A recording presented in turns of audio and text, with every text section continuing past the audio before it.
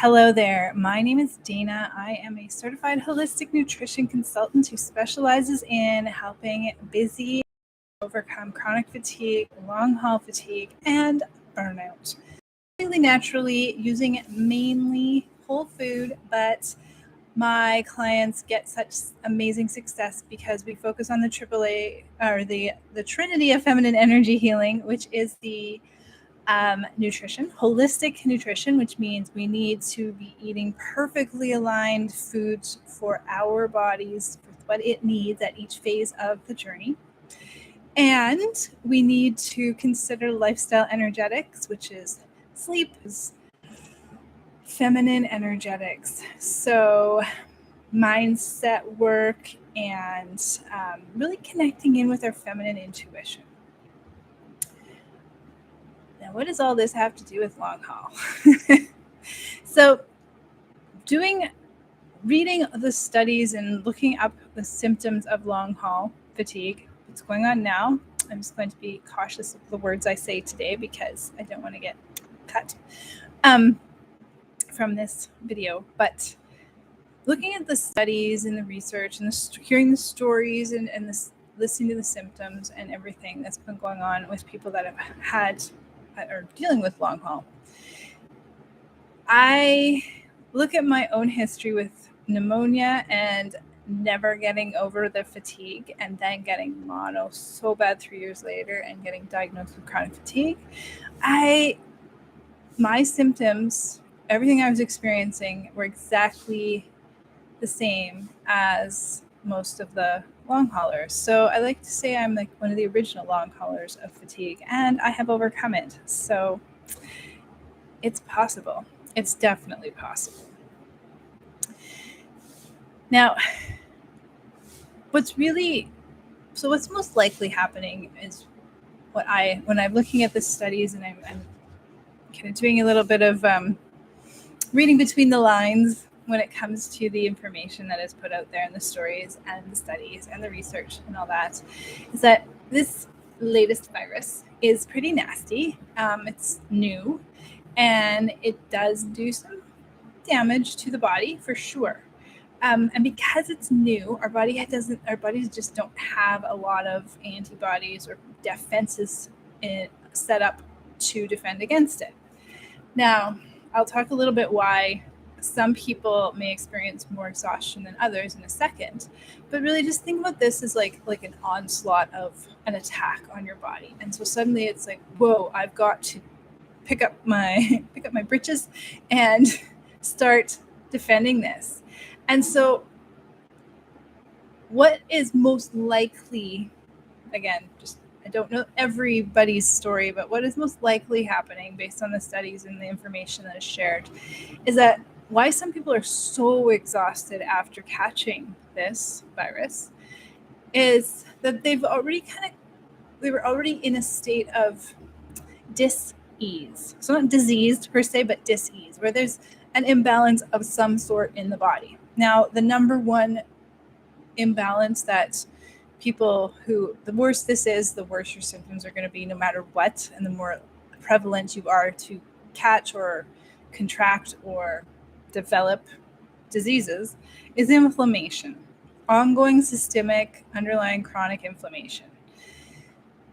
Inflammation is, if you're already inflamed, your body's already in an attack mode, or it's really weak because it's just been working so hard to beat the inflammation that's happening.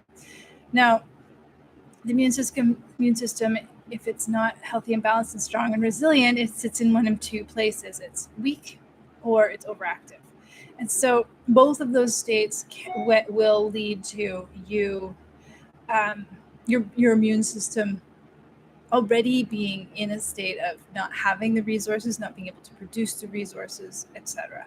So one of the biggest problems with chronic low-grade inflammation is that it creates a ton of nutrient gaps within your body. So nutrient gaps in my world of holistic nutrition aren't just deficiencies. Like, I want to really iterate this. It isn't just that you're deficient in a certain nutrient. It could be, but that's not to say that's what's going on with you. It could be that your immune system is stealing nutrients away from other areas of your body. So you're taking in more than enough, and you're getting in more than enough. It could be that you are trying to boost your immune system with common mainstream conventional immune boosters and actually creating a nutrient gap elsewhere. Zinc is a really good example because when you take too much zinc too long, too much, et cetera, you can create a copper deficiency, and your mitochondria need copper to produce energy for you. So zinc can cause fatigue.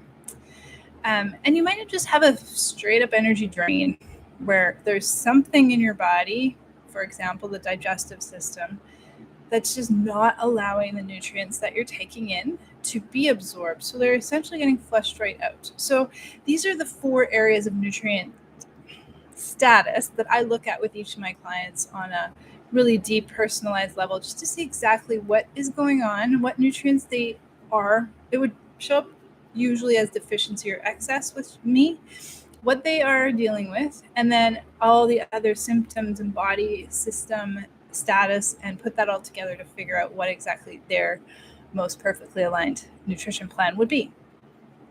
But this inflammation, just think of it as like it's stealing, it's overworked, it's stealing nutrients. It's kind of like on overdrive.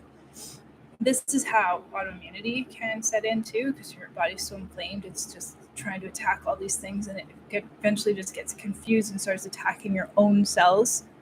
Or it can be weak, where it's just not able, it's like revving up, but it just can't go. It's like a bad starter on your car, like I'm trying. And this is where we feel a lot of problems like ongoing infections and cold and flu symptoms that last and persist and all of that.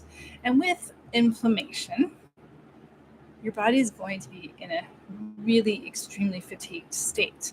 Inflammation causes the cells to put up a defense to prevent nutrients and hormones from getting inside to the mitochondria, which is where energy is made.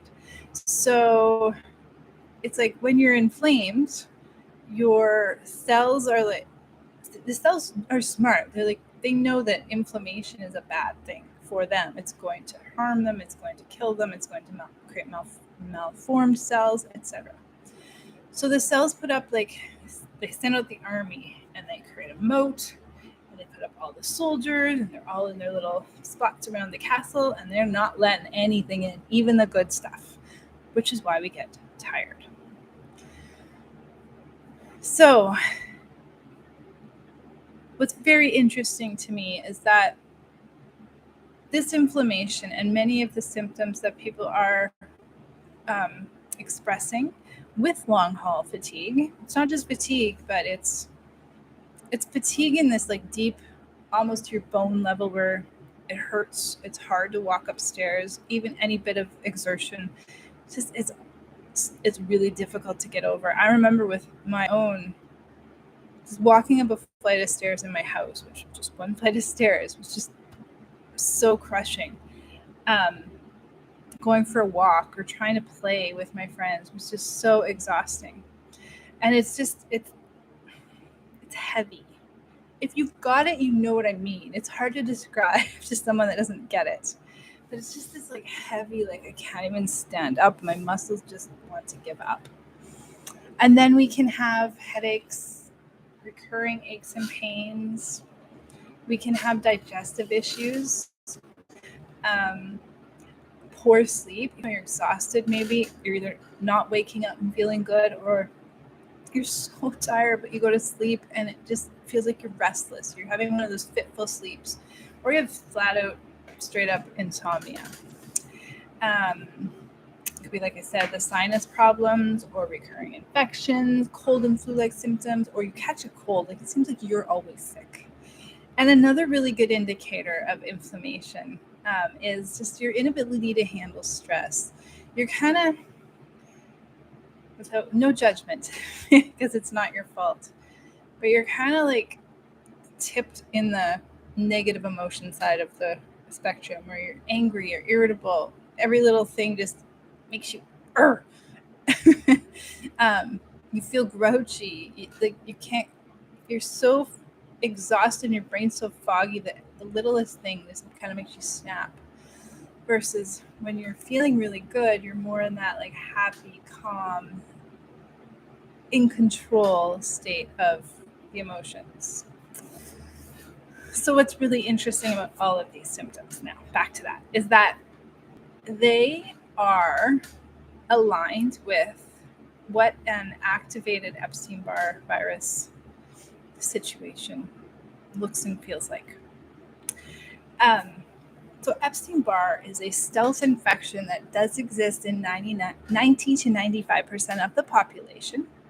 There have been some studies that have found between 70 and 75% of long haul fatigue and symptom cases were actually found to be reactivated Epstein Barr virus. Now, most conventional health professionals won't even test for Epstein Barr. So from what I've read and the suspicion that Epstein Barr is actually at the heart of these long haul fatigue cases, I suspect most, or 75% of the population with long haul is actually battling something else. That this existing level of inflammation, the nutrient gaps that they already had, they didn't have enough fuel to take on this really nasty new virus. And so now their immune system is in a really bad state, and it allowed Epstein Barr to reactivate. It's also 2 times more likely for a woman to have Epstein Barr virus. So there's a lot of women out there battling this long haul or taking a really long time to get over the infection.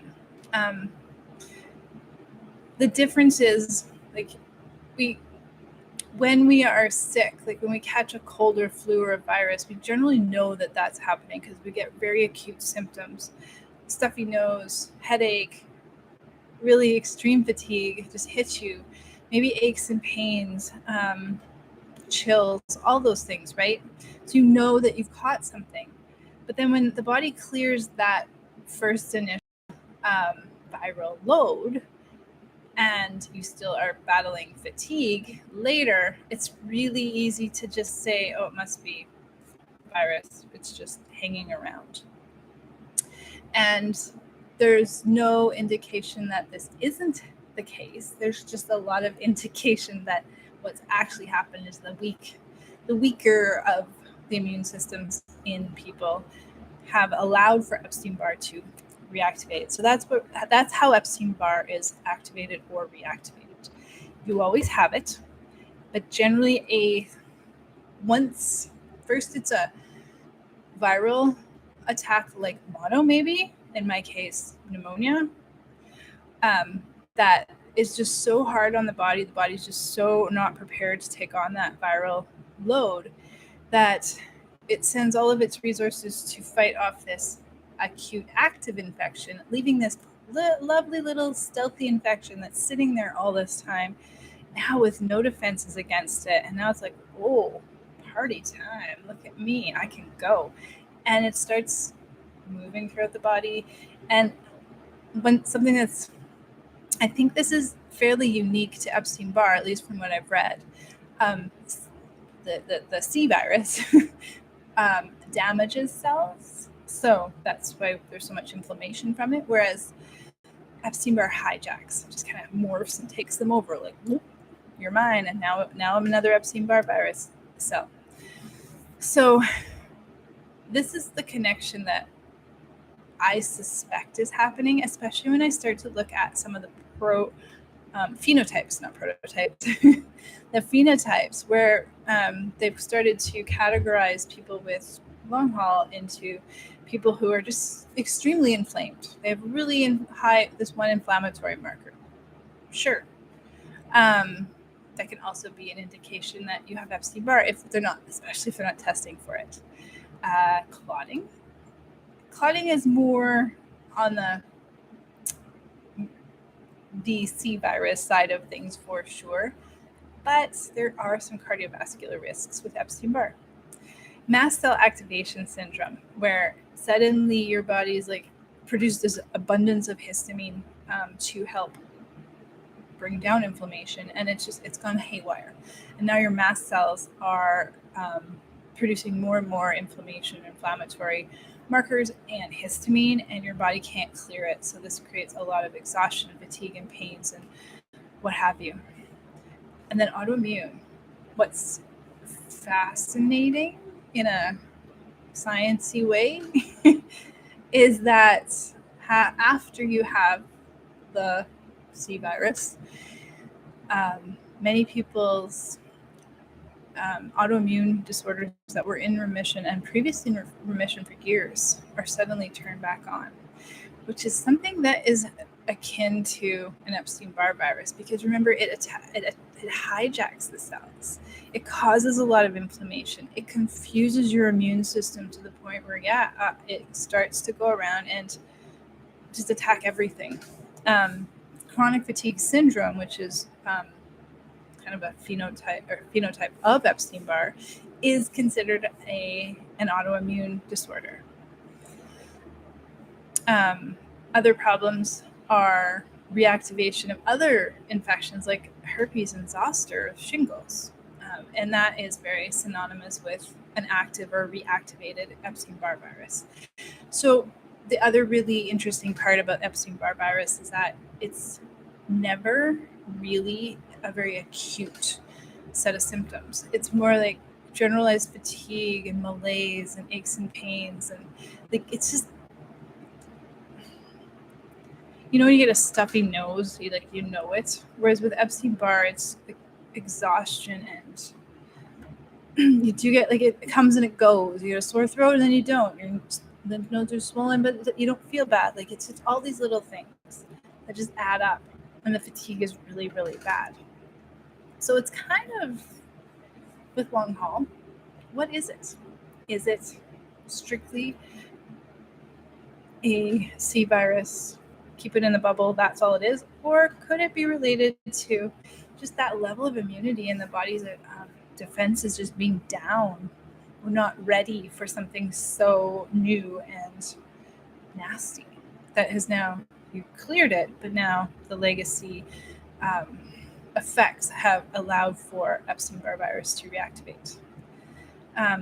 So what's interesting, here's what we know about Epstein Barr virus, is that it does affect the entire body, which is very similar to the other virus, that one that shall not be named.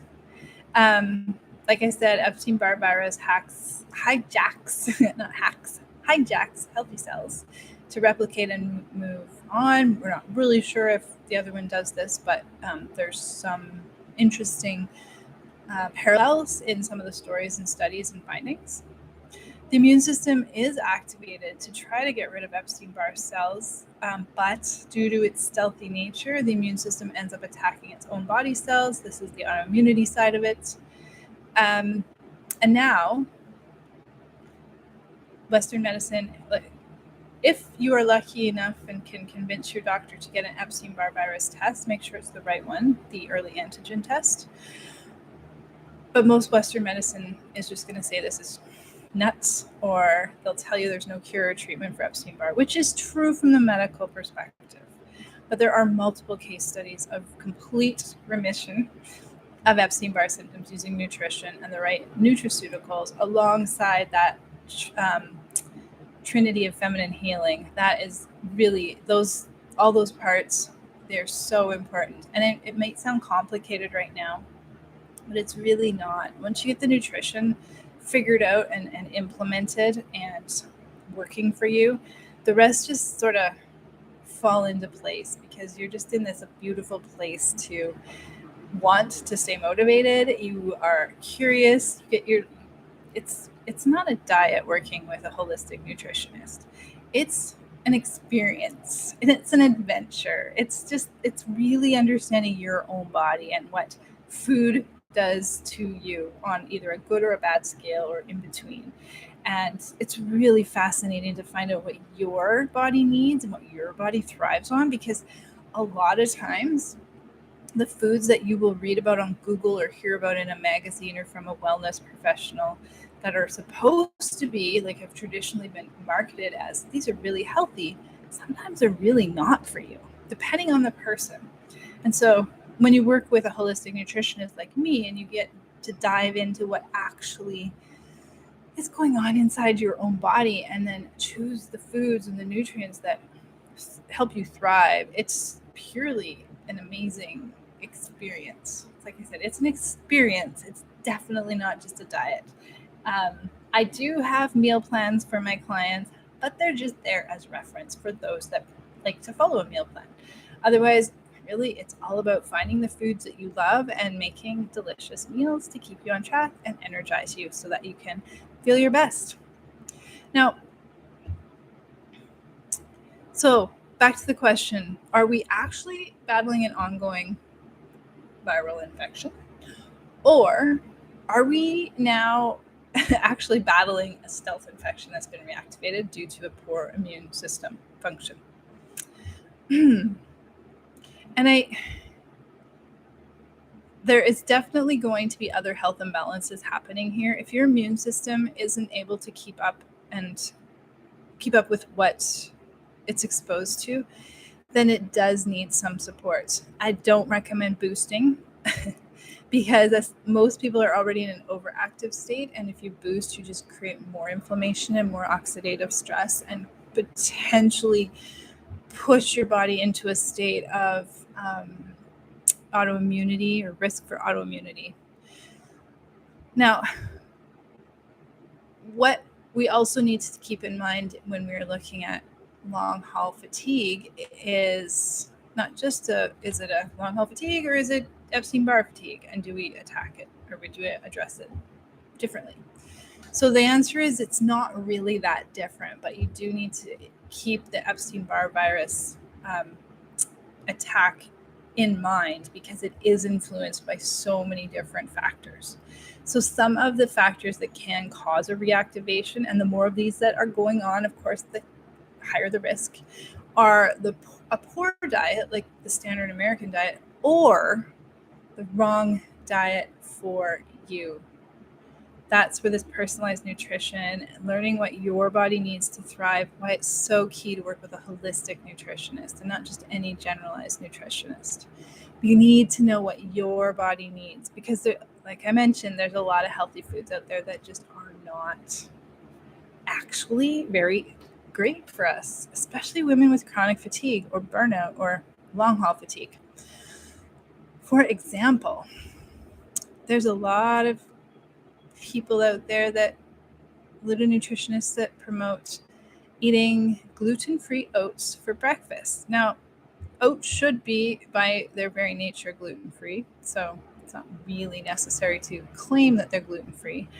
But when you eat oats for breakfast, even if it is combined with healthy fats or some protein, what have you, those oats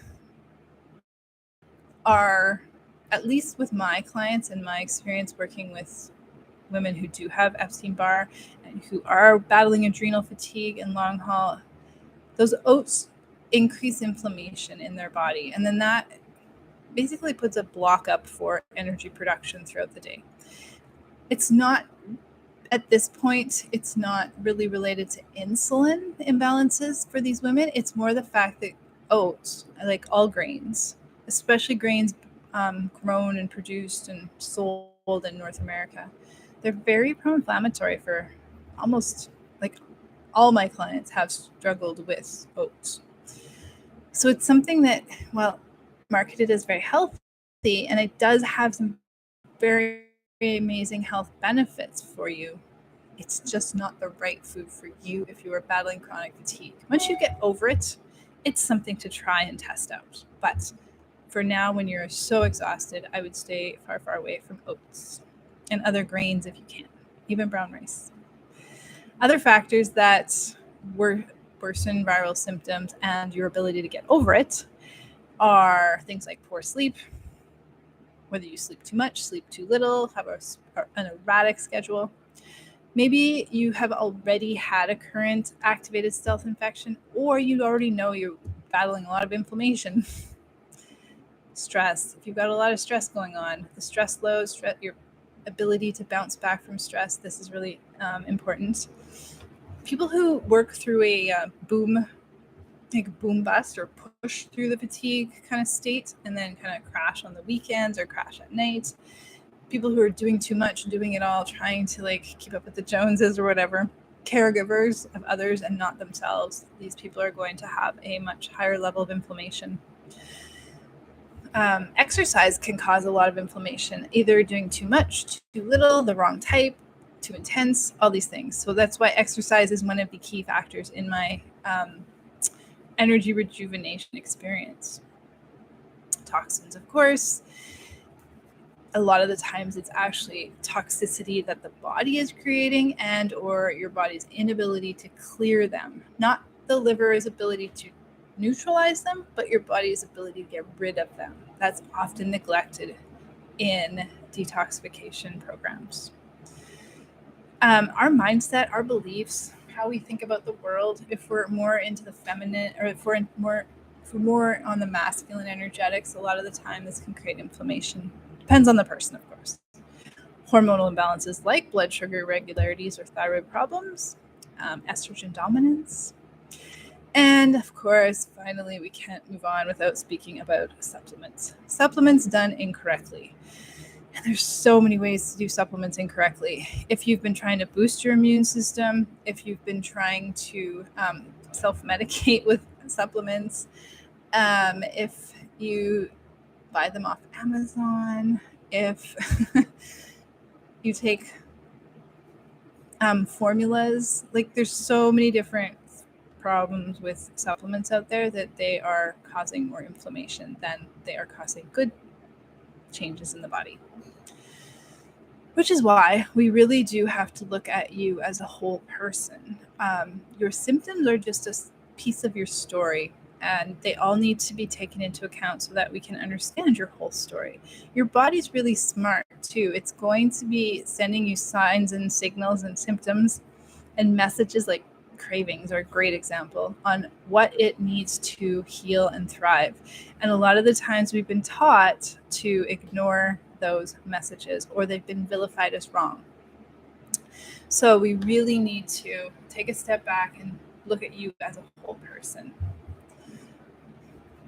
Now, I just want to quickly mention another reason, like just that going into, don't go out and buy a bunch of supplements to boost your immune system, because I've spoken about viral infections. If your body's already battling inflammation, a boost triggers more immune response, more cytokines, more mast cells, histamine, more inflammation, more oxidative stress. And then this is going to cause so many more problems. Your symptoms are going to get worse. They might feel okay, like temporarily, because there's sometimes a temporary relief, but then they'll come back with a vengeance, or the next time you're hit with a virus, it'll be worse. It's actually a myth that viruses suppress your immune system. They actually overstimulate it. So we especially don't want to boost your immune system in the presence of a viral attack, or it could backfire on you and start to replicate or damage your healthy cells. Now, what's interesting is it's been 3 years and there's still no one has a really good scientific study or results on how to beat long haul, especially in Western medicine. So the message that there's nothing anyone can do, there are a few protocols out there that are, in my opinion, incomplete. They slow down the let's just boost you side of the equation, and that can take you in the opposite direction. But what they're not focusing on is the nutrient gaps and finding out what exactly your body is missing, because it isn't just the zinc and the vitamin C and the vitamin D and quercetin and curcumin and all those. There's so much more to this equation, because the one area of the body two areas of the body that are completely neglected when it comes to overcoming long haul fatigue are the health of the digestive system, because that's where your microbiome contributes to 70% of your immune cells. So if it's out of whack, your immune system's going to be out of whack. And the other is stress. Not just rest more or do stress management It's about creating a really resilient stress response so that you can turn off the inflammation and turn off the cortisol production that's happening as your body's in this state of dis-ease. So if you're curious about what's going on in your own body and you would like to learn more, reach out to me. I offer a one-on-one deep dive session to find out what exactly is going on in your body, and we can talk through your symptoms and we can find out what your story is, put all the pieces together, lay them all on the table, and find you a solution and really figure this out. Because I know it sucks to live with exhaustion and just not feel like yourself again. So let's get you back there.